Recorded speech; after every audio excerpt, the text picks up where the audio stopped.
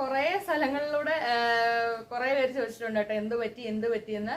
അപ്പം നമ്മളോട് എല്ലാവരും ചോദിക്കുന്നതിന് എനിക്ക് ശരിക്കും പറഞ്ഞാൽ മറുപടി പറയാൻ ആ ഒരു അവസരത്തിൽ പറ്റിയിട്ടില്ല.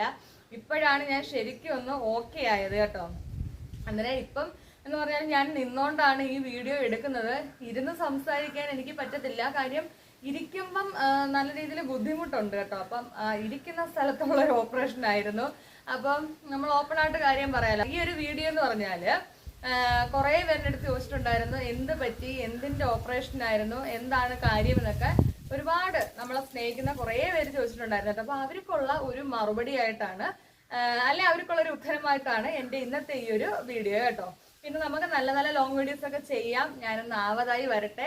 എന്നിരുന്നാലും ഷോർട്സ് വീഡിയോസ് ഒക്കെ നമ്മൾ മുടങ്ങാതെ ഇടുന്നുണ്ടായിരുന്നു കേട്ടോ. അപ്പൊ ഓക്കെ, നമുക്ക് അധികം വലിച്ചു നീട്ടാതെ കാര്യത്തിലേക്ക് വരാം.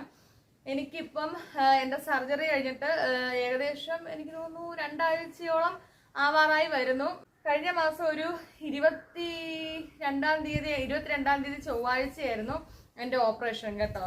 അപ്പം എനിക്ക് ഓപ്പറേഷൻ ചെയ്തെന്ന് പറഞ്ഞാൽ നമ്മൾ ഓപ്പൺ ആയിട്ട് പറയാമല്ലോ, ബാക്കിലെന്ന് പറയുമ്പോൾ കുറേ പേര് ചോദിച്ചു നടുവിനാണെന്നാണ്. ഈ ബാക്കിലെന്ന് പറയുമ്പോൾ കുറേ പേര് ചോദിക്കുന്നത്. അതങ്ങ് ക്ലിയർ ചെയ്യാം.